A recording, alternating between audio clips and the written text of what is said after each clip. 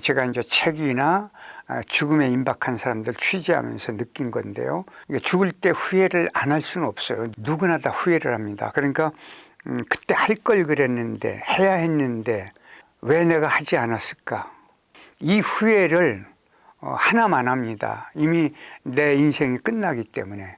그런 아쉬움을 담지 않으려면, 그러니까 안 담을 수는 없지만 덜 담으려면 결국 인생을 향기롭고 맛깔스럽게 살아야 합니다. 근데요, 인생은 시련, 고난, 화, 슬픔, 좌신, 걱정, 이것이 수도 없이 많습니다. 만약 이게 없었으면 좋겠다라고 생각하시겠죠. 이게 만약 없다면 이 사람은 이제 살아있는 사람이 아니에요. 죽은 사람입니다. 그러니까 살아있는 사람은 생각, 마음, 이 두뇌, 그 다음에 이제 그 인간다움 가치가 있기 때문에 늘 이 시련과 고난, 근심 걱정이 있기 마련입니다. 그러면 이것을 억지로 버리려고 하면은 버려지지 않고 더 커집니다. 주어진 것을 살살살 달래서 데리고 가는 사람, 그 사람이 현명한 사람이라고 생각을 합니다. 이집트 교훈에요. 사람이 이제 다 살고 하늘로 올라가면 하늘에서 천당과 지옥을 결정할 때 딱 두 마디밖에 안 묻는데요. 살아있는 동안 기뻤냐? 남도 기쁘게 했냐? 둘 다 그렇다면 천당. 둘 중에 하나라도 아니면 지옥. 여러분, 저나 여러분 어디를 갈 것 같습니다. 이 교훈대로라면 저도 지옥에 갑니다. 내가 기뻐야 남을 기뻐할 수가 있습니다. 내가 지금 가슴이 아프고 근심 걱정이 많으면은 웃을 수도 없고 웃음도 안 나오고 근심 걱정 때문에 마음을 웅크리고 있기 때문에 남을 기쁘게 할 수가 없거든요. 그러니까 내가 먼저 기뻐야 되는데, 말은 쉬운데 이게 살면서 한국 성인의 절반은 이렇게 울분에 차 있다, 이렇게 얘기해. 만성적 울분에 차 있다. 우리는 세상을 볼 때 화나는 일이 너무 많은 거예요. 근데 옛날에 이제 이런 것들이 없을 때는 화날 일이 그렇게 많지 않았거든요. 근데 요즘은 이 과학기술의 발전 때문에 이제 화나고 짜증날 일이 너무 많아졌습니다. 예를 들어서 옛날에는 시장에 가야 물가가 오르는 걸 알았는데 지금은 뉴스만 봐도 물가가 오른 게 알거든요. 뭐 주부가 집에서 김치를 담궈야 할 분들은 시장에 가기 전부터 화가 나게 되어 있습니다. 이런 이제 그 만성적 울분 상태를 위로거리가 있어야 됩니다. 내가 우주 역사상 가장 존엄한 존재라는 걸 인정해야 됩니다. 그러려면은 내가 자유인이 돼요. 그래서 행복하려면은 첫째가 괴로움이 없는 사람, 둘째가 자유로운 사람, 셋째가 건강한 사람, 이렇게 보셔야 돼요. 동물원 있지 않습니까? 동물 70%는 평균 수명대로 못 삽니다. 이게 과학적으로 입증이 됐거든요. 그럼 왜 못 사느냐? 짐작하시겠죠? 갇혀 있기 때문에요. 그 외국의 예증을 보면은 이렇게 큰 동물원에서요, 실험을 해요. 귀에 뭐를 꽂아놓고 풀어주면은 이 동물들은요, 들판에나 그 산속에서 살던 동물들보다 훨씬 건강하게 오래 살아요. 이유가 뭐냐면 갇혀있다 풀려났기 때문이에요. 그러니까 우리도 자유인이 되려면은 무엇으로부터, 갇혀있는 거로부터 풀어놔야 돼요. 어디서 어떻게 갇혀있나를 한번 생각해 보세요. 내가 늘 비교하는 것들이 있지 않습니까? 학력, 인물, 집안, 뭐 돈, 은행, 통장, 자동차, 뭐 이런 것들이 있죠. 비교를 하고 있으면 그것의 노예로 사는 거예요. 그러면 자유인이 될 수가 없죠. 육신의 쓰레기는 그렇게 잘 버리면서 왜 생각의 쓰레기는 안 버리고 가지고 있을까요? 이 생각의 쓰레기가 쓸 데가 있을까요, 없을까요? 없다고요? 천만에요. 생각의 쓰레기는 쓸 데가 너무 많습니다. 암세포 만드는데 가장 탁월하고 나를 슬프게 하고 화나게 하고 짜증나게 하고 근심 걱정을 만드는 원자재가 생각의 쓰레기입니다. 생각의 쓰레기 안 받을 수가 없어요. 오늘 아침에 일어나서요, 이 현장에 오기 위해서 계속 집에서 늦지 않으려고, 실수하지 않으려고 이렇게 휴대폰을 가지고 시간을 계속 재요. 집에서 밥도 빨리 먹고 올 때도 막히면 어떡하나 속도 위반도 하면서 이렇게 와요. 그때 짜증이 촥 납니다. 그런데 한번 생각해 보세요. 그렇지. 내가 짜증나면 나만 손해지, 나만 노예가 되는 거지. 그러니까 편안하게 마음을 펴놓으니까 제가 갑자기 이게 표정이 좋아지는 거예요. 괴로움이 없이 살 수는 없습니다. 근데 자유로운 사람은 괴로움을 빨리 이렇게 누길 수가 있어요. 여러분, 이제 저나 여러분이나 중년만 넘어가면은 대한민국은요, 모두 장편 소설감입니다. 왜? 놀지 못했죠.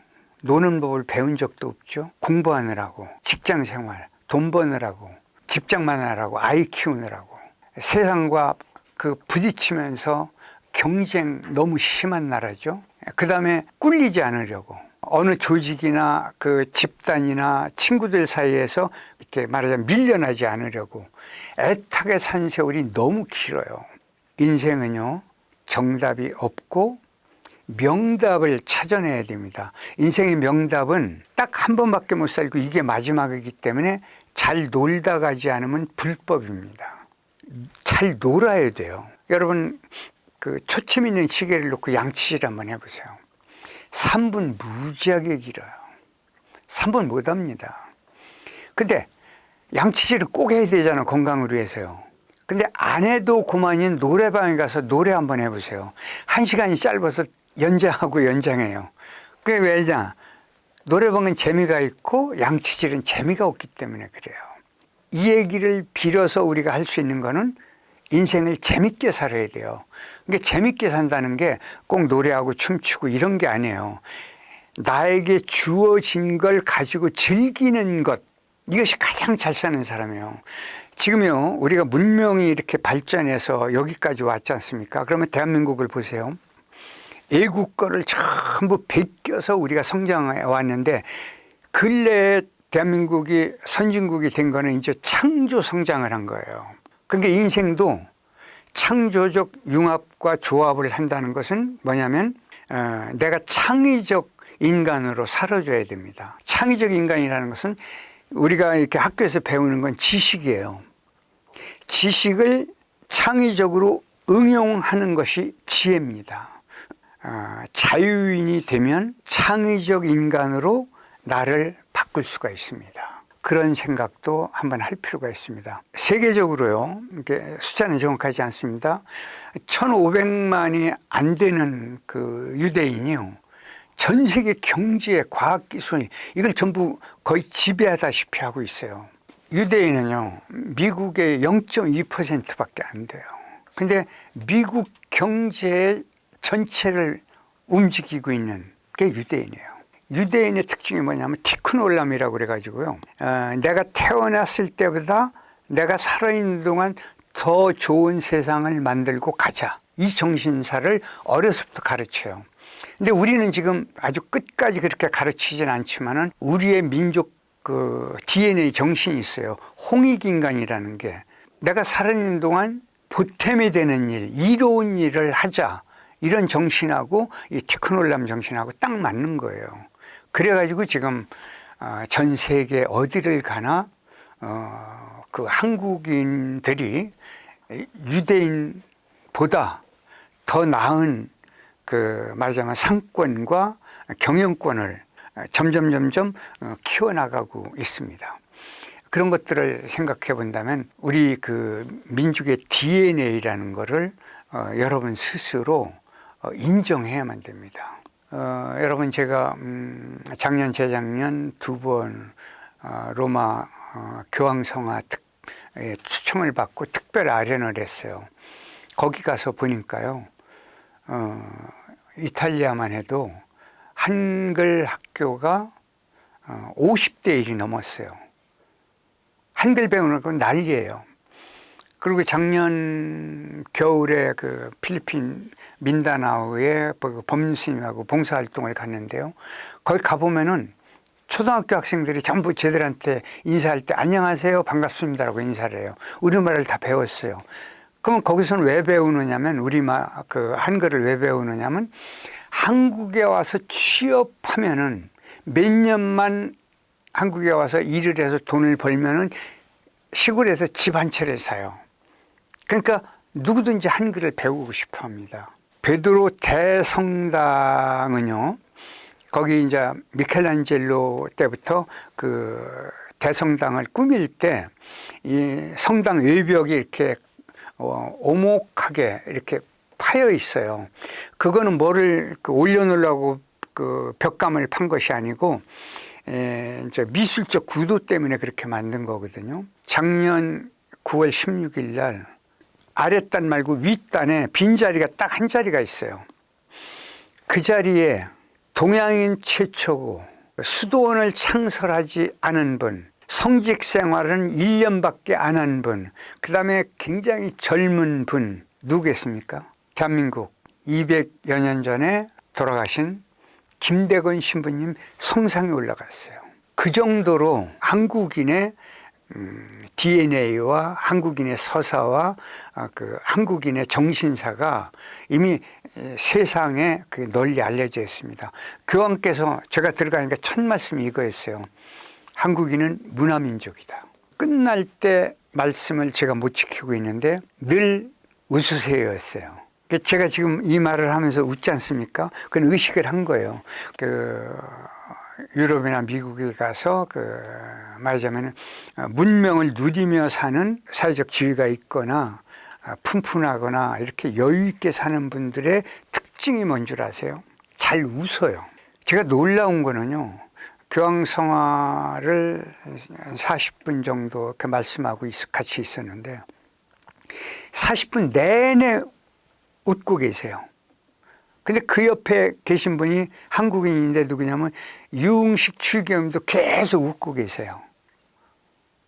아, 이 웃음이라는 게 얼굴로 나타나는 게 아니고 마음에 웃음이 있어야 얼굴에 웃음이 담기는 거예요. 그럼 웃음이 담기면 어떻게 될까요? 관상이 무지하게 좋아집니다. 관상이 좋아지면 어떻게 될까요? 건강해져요.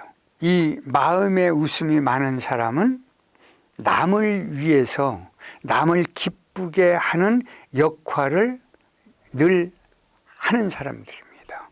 그런 의미 때문에 이런 말씀을 드렸습니다. 여러분, 귀신이 있을까요, 없을까요?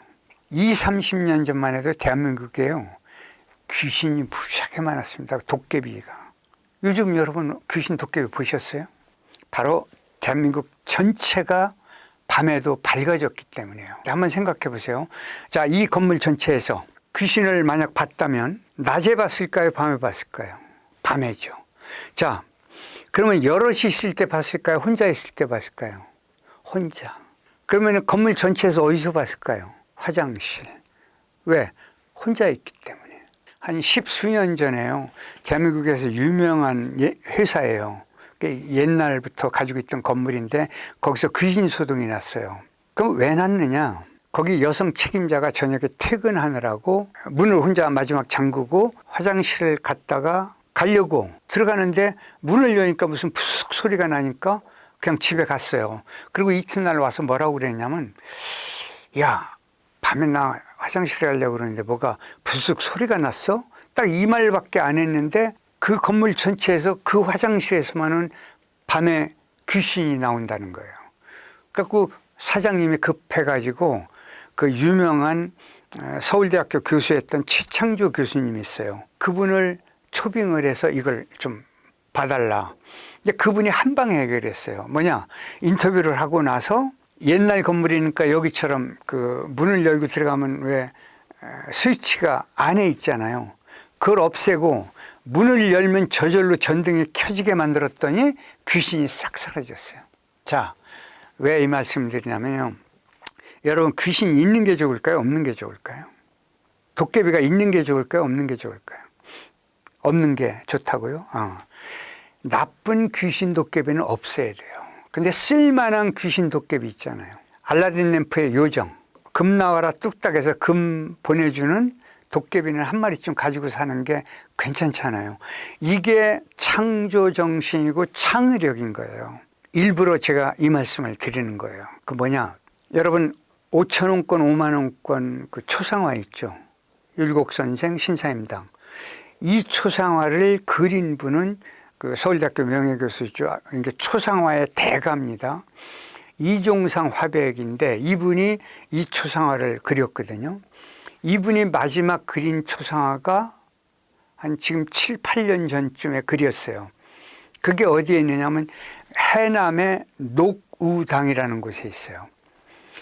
그 후손들이 찾아와서 애원을 해도 전부 거절을 했는데 하도 간곡하니까 내가 하자는 대로 하겠느냐? 이 약속을 받고 해남에 내려가서 300수십 년 된 무덤 3개를 파헤쳤어요. 왜 그러느냐? 윤선도 선생님은 작은 집의 둘째 아들이었어요. 그러니까 큰 집에 아들이 없어요. 그래가지고 작은 집의 둘째 아들을 큰 집에 그 양자를 보냈어요. 그러게 됐기 때문에 친아버지, 어머니, 형이 따로 있어요. 이 세 분의 300 몇십 년 된 무덤을 파헤쳤더니 운이 좋게 유골이 조금 나온 거예요.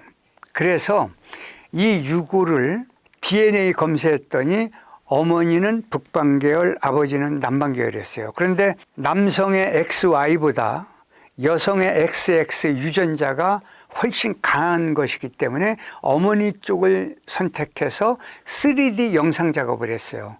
그럼 3D 영상 작업하면 현대 과학적인 거지만은 영상이 아주 정밀하게 나오지 않습니까? 그래도 초상화를 못 그렸어요. 그래서 어부사시사 5가 등을 낭송하고 몇 달 동안 절만 해요. 이걸 초혼이라고 그래요. 그러니까 혼을 불러들인다는 거예요. 몇 달 지나니까 영상이 제대로 쫙 떠올라요. 그래서 그때부터 그림을 그려요. 영상이 쫙 분명하게 떠오르는 것을 접신이라고 그래요. 신을 접했다 이 뜻이에요. 그러니까 고산 선생을 이렇게 영혼으로, 생각으로, 마음으로 접한 거죠. 그러니까 그때부터 그 초상화를 그리는 데만 무려 4년이 걸렸습니다. 그리고 이제 완성을 하니까 후손들이 와서 보고 탄복을 한 거예요. 그래서 이제 닷새 후엔가 이제 봉안식을 올리기로 약속을 해놓고 이 영정을 가지고 못 가요. 왜 못 가는 줄 아세요? 화가의 몸속으로 들어온 혼이 안 나가서 화가가 식사도 못하고 눈이 풀리고 밥도 못 먹고 이렇게 돼요. 그래서 어떻게 하느냐, 벽에다가 그 대형 초상화죠, 걸어놓고 향과 초를 켜놓고 절을 해요. 이제 떠나시라고 다 그렸으니까. 그런데 이 절하는 걸 첨배례라고 해요. 무슨 첨자냐면 경주에 첨성대 있죠. 그 첨성대의 첨자하고 똑같아요. 그러니까 우러러 올려다볼 첨자예요. 그러니까 첨성대는 무슨 뜻이냐면 밤하늘의 별을 우러러 올려다보는 돈대라는 뜻이거든요. 그렇게 절을 며칠 하니까 이제 고산 선생이 그 화가의 몸속에서 탁 떠나요. 그러면 화가가 왜 이렇게 몸져 누울 정도가 됐냐면 4년 동안 온 마음과 정성과 그 고뇌를 했기 때문에 그것이 이제 이 몸에 뱄던 것이죠. 그걸 풀어낸 거예요. 그래가지고 이제 봉안식을 올리는데 영정만 모시고 가요. 왜? 화가가 못 일어나서요. 그러니까 이제 봉안식을 올리고 후손들 100여 명이 기념사진을 찍는데 유명한 사진작가가 사진을 찍다가 놀랍니다. 저 같은 사람 물론 발견 못해요. 모르겠어요. 여기 지금 촬영하시는 분들은 발견할 수 있을지. 100여 명의 얼굴이 한 장의 몽타주로 형성된 걸 사진작가가 발견한 거예요. 한 장처럼 느껴진 이유가 뭔 줄 아세요? 이걸 보통 우리가 얘기하는 DNA라고 하는 거예요. 여러분들 그 해외여행 가셔서 이렇게 보면은 동양인처럼 생겼는데 저 사람은 한국인 같다 그러면 거의 한국이네요. 한국인이 어디 가도 거의 비슷비슷한 느낌을 받는 이유가 그거죠. 그럼 이걸 입증할 수 있는 얘기를 하나 드리면은 옛날에 그 어진이라는 거 있죠. 임금님의 초상. 궁궐에 이렇게 화원이 있어요. 이 화가들이 왕의 얼굴을 봤을까요? 못 봤을까요? 절대 못 봐요. 신분 차이 때문에. 심지어는 왕의 어진도 볼 수가 없어요. 그리고 왕이 이렇게 그 글씨를 써서 명령서를 내리지 않습니까? 거기 왕의 사인이 있지 않습니까? 그러면 사인도요, 보관할 때는 이렇게 종이로 가려야 돼요. 일반인이 볼 수가 없어요. 그러니까 그 정도예요. 그런데 이제 가끔 화사가 있는데, 화사는 뭐냐면 임금님의 그 어진을 그린 사람은요, 스승사자를 붙여줘요. 죽을 때까지 화사가 되는 거예요. 그 단원 김홍도가 화사였어요. 이분이 그 현감이 돼요. 어진을 그렸다는 것 때문에 현감의 직위를 받게 돼요. 근데 가끔은 밖에서 궁궐의 화가는 아니지만은 뛰어난 화가가 있을 때는 가끔 밖에서 이렇게 불러들여서 용안을 그리는데, 이 사람들조차 용안을 볼 수가 없어요. 그럼 어떻게 하느냐, 지금처럼 초원, 접신 이런 식으로 해서 그리는 거예요. 그래서 다 그려놓으면은 봉심이라고 그래가지고 임금님의 얼굴을 본 고관, 벼슬이 높은 분들에게 보여줘요. 그러면 그분들이 눈썹은 이렇다, 수염은 이렇다, 그 입술은 이렇다, 이런 것들을 해가지고 계속 수정 작업을 해요. 그러니까 어진을 그리는 건 기간이 오래 걸리죠. 그렇게 해서 그 임금님께 바치게 돼요. 그러면 임금님이 큰 상을 내려요. 그때 이런 이야기를 하는 거예요. 갸륵하도다. 용안을 보지도 않고 어쩜 똑같이 그러냐 이거예요. 자, 제가 아까 말씀드렸죠. 이게 인간이 해낼 수 있는 창조정신이고 창의력이에요. 이게 아까 말씀드린 융합의 정신이고 조합의 정신이에요. 그러니까 앞으로 여러분들이 이렇게 이 세상을 살아갈 때는 이미 이 세상에 모든 게 존재하는 것을 어떻게 조합하느냐, 어떻게 융합하느냐를 의식을 하셔야 돼요. 휴대폰 하나만 보세요. 이 안에 온갖 것들이 다 들어가 있죠. 이게 뭐예요? 이미 있는 것들을 전부 조합하고 융합한 거잖아요. 그러면 앞으로 과학기술뿐만이 아니고 문학, 예술, 건축, 뭐 말할 것도 없어요. 그러니까 체육, 모든 것들이 이제 앞으로는 그 창의적 시각으로 융합, 조합을 해야 돼요. 대한민국은 지금까지요, 젊어서는 국영수라고 하는 게 중요해요. 근데 나이를 먹으면 예체능이 굉장히 중요한 거예요. 지금 대한민국의 그 K컬처가 전 세계에 번져나가는 게 국영수가 아니잖아요. 예체능이잖아요. 그러니까 우리 인생의 삶도 국영수와 예체능 두 개를 조합해서 살아야 돼요. 이거를 특히 젊은이들이라면 깊게 의식을 해야 됩니다. 자, 드라마나 영화를 보시면은 왕이 나오는데 보면은 왕 주변에 이렇게 꽃병이 많죠. 꽃이 많이 꽂혀 있죠. 그 꽃은 전부 가짜 꽃이어야 돼요. 생화는 단 한 송이도 꽂아놓지 않아요. 그러니까 왕자 공주 결혼할 때나 외국에 사신이 오면은 꽃을 바꿔요. 6만 송에서 8만 송이나 돼요. 그걸 만드는 화장들이 밀랍, 한산모시, 비단, 노루털 뭐 이런 것들을 가지고 만들어요. 가짜 꽃이에요. 진짜 꽃은 한 송이도 없어요. 근데 궁궐의 꽃은 가화라고 하지 않고 비단 채자를 써서 채화라고 해야 돼요. 왜 생화를 단 한 송이도 꽂지 않느냐면 아름다운 꽃은 백성이기 때문에 왕은 절대 꺾으면 안 돼요. 우리 민족의 굉장히 위대한 정신이 벌써 이 안에도 들어있다고요. 우리가 이제 그 공부를 할 때 보면 이게 주로 서양사를 공부해 갖고 서양의 어떤 그 문명, 문화, 예술이 위대하고 찬란하다고 자꾸 생각하고 우리 거는 보잘것없다고 생각을 하거든요. 이건 바보짓을 하고 있는 거예요. 제가 그전에도 이제 굉장히 그 비판적으로 글을 쓴 게 있어요. 그러니까 한국인이 유럽이나 미국에 가서 뭐 성공을 하잖아요. 그러면 신문이 옛날에는 이렇게 썼어요. 변방에서 온 작가가 뭐 유럽을 흔들다. 대한민국이 변방입니까? 여러분 대한민국 세계 지도를 그리라고 그러면 대한민국 어디다 그릴까요? 가운데다 그리죠. 우리가 변방이 아닌 거예요. 그거는 말하자면은 서양사 중심이기 때문에 우리가 자꾸 변방이라고 주장을 하기 때문에 우리가 주눅이 들었고 열등감에 빠진 거예요. 이걸 벗어날 때가 이제 됐어요. 대한민국은 이미 창조 성장으로 디딤돌을 딛고 가는 대한민국이 됐어요.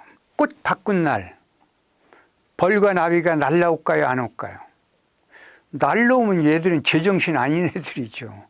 근데 놀라지 마세요. 꽃 바꾼 날 벌과 나비가 무수히 날라왔어요. 왜 날라왔냐면 이게 창조정신, 융합의 정신, 창의력이에요. 뭐냐? 진짜 꽃술을 따서 꿀에 개어서 가짜 꽃술에 발라놨어요. 그래서 벌과 나비가 날라온 거예요. 이게 이제 벌과 나비가 안 오면은 다시 그걸 갈아서 다시 꿀을 발라놓으면은 벌과 나비가 또 날라와요.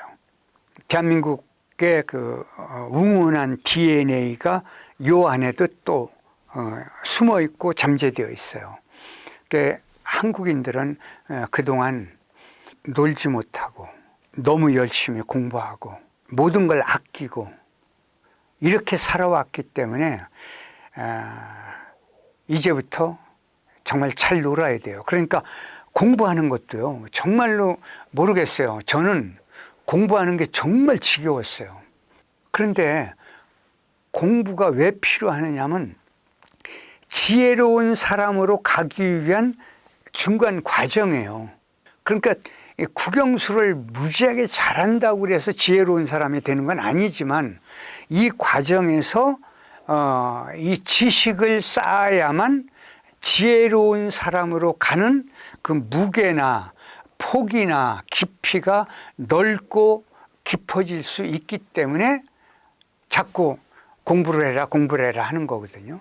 그런데 가장 중요한 게 여기서는 개성을 살려야 돼요. 근데 제가 좀 안타까운 게 뭐냐면 공부를 잘하는 학생들이 어떻게 가요? 지금 대한민국에서 성적 순으로 대학과 학과를 선택하지 않습니까? 이게 이제 변화해야 돼요. 어떻게 변해야 되느냐? 송기호 교수님인가요? 이분이 옛날 그 수능인가 봐서 전국 1등을 했어요. 인터뷰를 했더니 뭐라고 그러냐면 나는 국사 역사학과에 가서 발해사를 공부하겠다. 놀라운 일이죠. 대개 의대나 법대를 가야 한다고 하는데. 근데 그분이 진짜 서울대학 역사학과에 가서 공부를 해가지고 역사학과 교수가 됐고 대한민국에서 발해사의 월등한 일인자예요. 그러니까 우리가 잃어버렸던 발해 역사를 가져오는데 가장 혁혁한 공을 세웠다고요. 이런 식으로 이제 대한민국이 좀 바뀌어져야 돼요.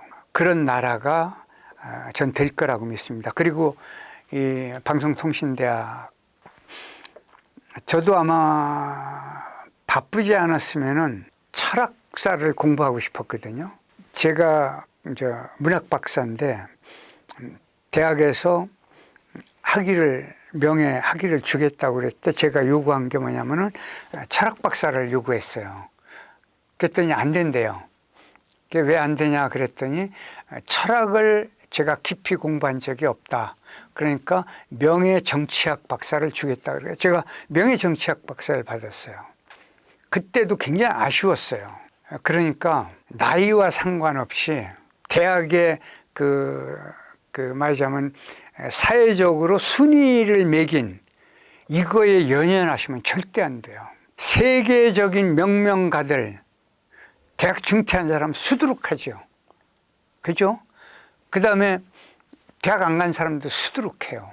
그 사람들이 뭘 공부했느냐? 인문학에 집중을 했고 자기 개성에 집중을 했어요.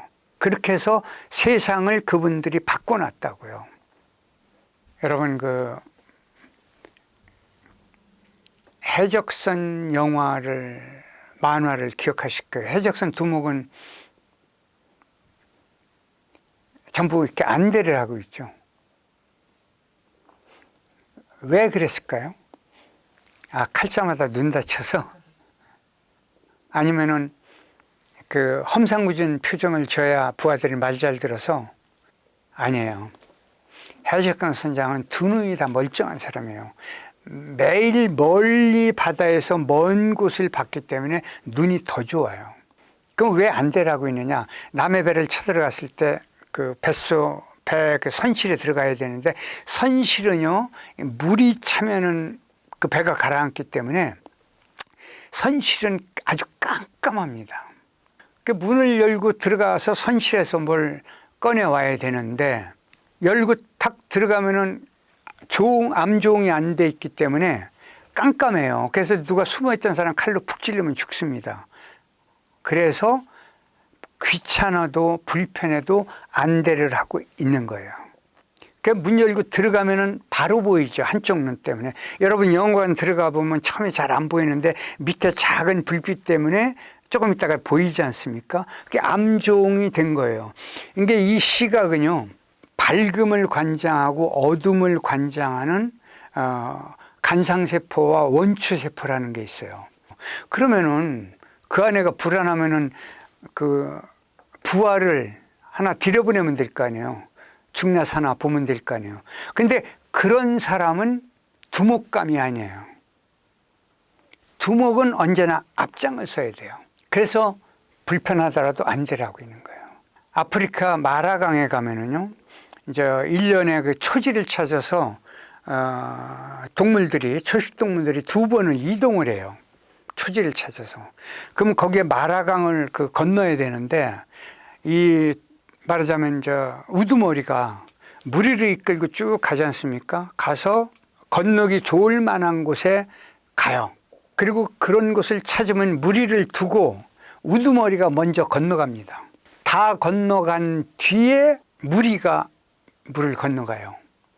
그러면 우두머리가 먼저 건너갈 때 물속에 있던 악어들이 먼저 온 녀석들은 안 잡아먹어요. 내비둬요. 왜? 그놈을 보내줘야 그 다음에 무리가 들어오거든요. 그래야 그 무리들이 먹고 살거든요. 맨 앞에 간 우두머리, 이게 뭐예요? 선험자죠.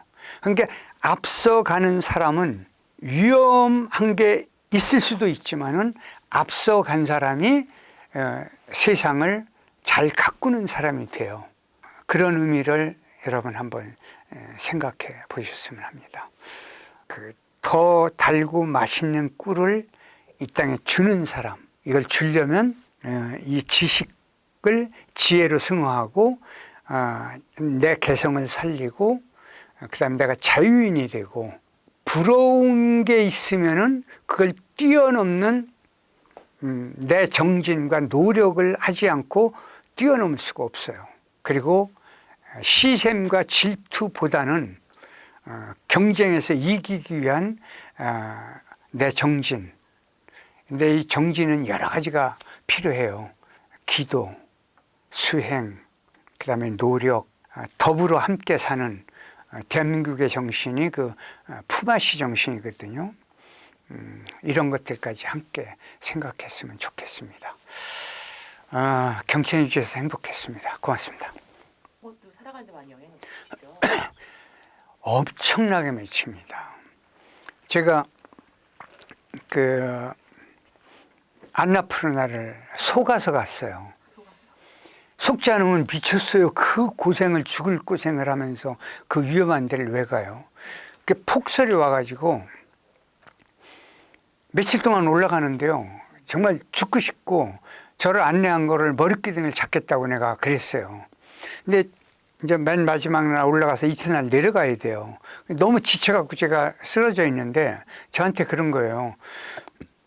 형님, 여기 올 때까지 본 게 뭐가 있습니까? 본 게 없어요. 왜? 다치면은 저를 떼미고 가야 되잖아요. 그리고 만약에 저를 떼미고 못 내려가면은 헬기를 불려야 하는데 몇 천만 원이 들어요. 그러니까 제가 앞만 보고 이 스틱만 짚고 앞만 보고 가요. 그리고 사진 찍어봐야 전부 눈밭이니까 눈밖에 없어. 하얀 거밖에. 그리고 이제 경치를 못 봤죠. 그러니까 그랬더니 뭐라고 그러냐면 형님, 마지막 빙벽을 올라갑시다. 그럼 올라가면은 히말라야 14좌가 다 보입니다. 그걸 보고 사진 찍고 배경으로 동영상을 찍고 내려가 자랑할 게 있을 거 아닙니까? 보니까 진짜 본 게 없는 거예요. 그걸 가서 올라가서 보니까 정말 기가 막혀요. 거기서 사진을 쫙 찍었어요. 찍고 제가 그 자리에서 이게 동영상이 남아있어요. 한 얘기가 뭐냐면 수수만 년 전부터 존재했잖아요. 히말라야가. 그 다음에 앞으로도 수수만 년 동안 지구가 멸망할 때까지 존재할 거잖아요. 근데 나는 온 우주 역사상 달랑 하나밖에 없잖아요.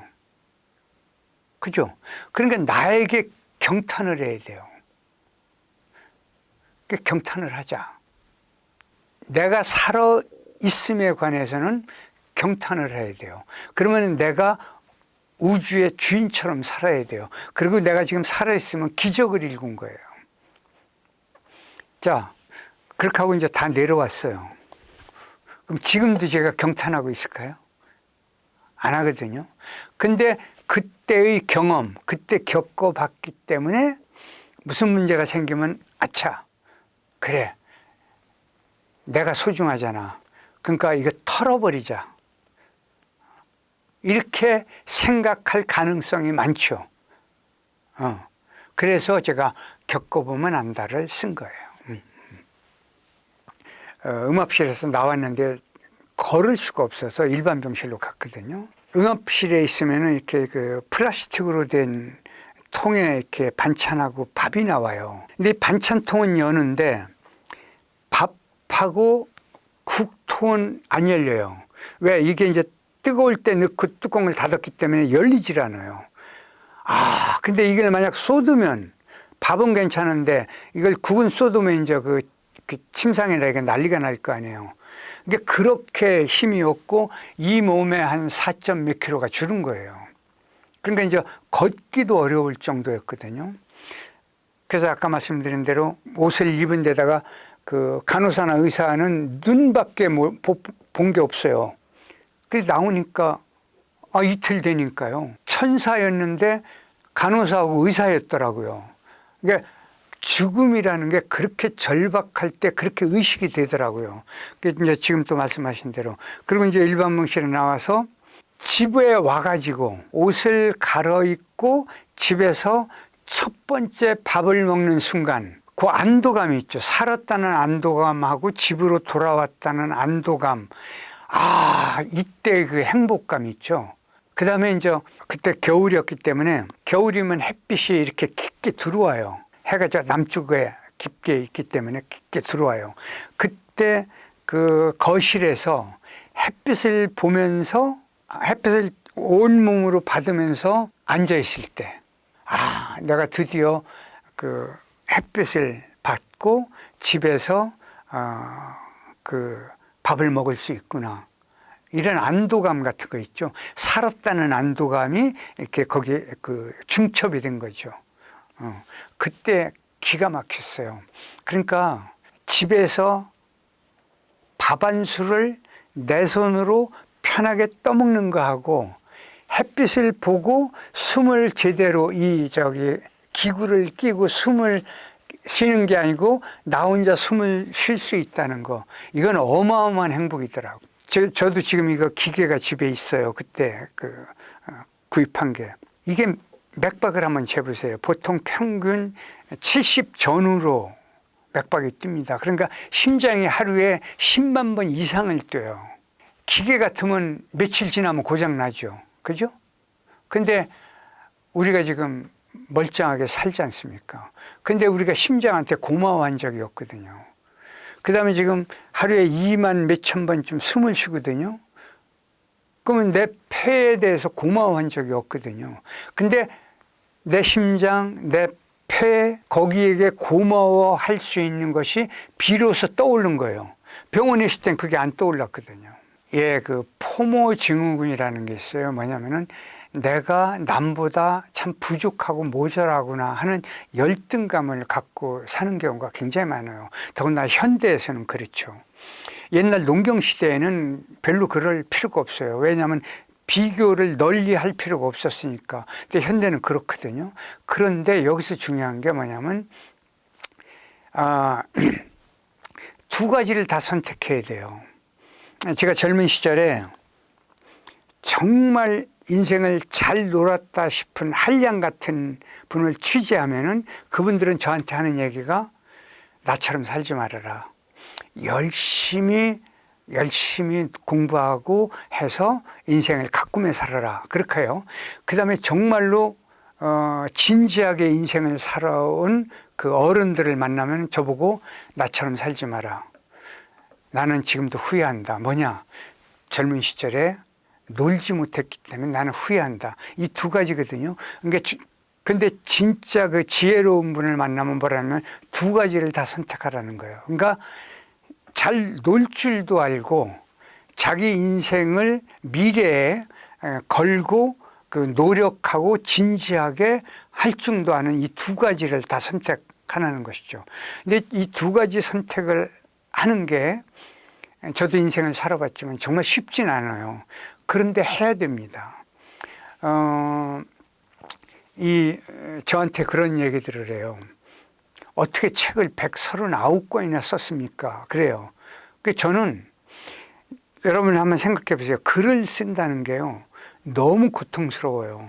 그래서 저는 다시 태어나도 소설가가 되고 싶지만은 우리 자식들이 소설가가 된다고 그러면 저는 무조건 반대입니다. 그 정신적 고통 겪지 말고 살아라. 그런데 제가 그렇게 쓸 수 있었던 건 뭐냐면은 쓰면서 제가 착각을 해요. 제가 천재로. 쓰고 나면 드디어 바보라는 걸 알아요. 그러니까 또 쓰게 되거든요. 그게 뭐냐면 제가 글을 쓸 때 글을 쓰는 걸 가지고 즐기는 거예요. 왜? 제가 글을 쓴 걸 남이 보고 나서 잘 읽었습니다. 감동받았습니다. 참 했습니다. 그 소리를 듣고 싶으니까 뭐예요? 즐기는 것이죠.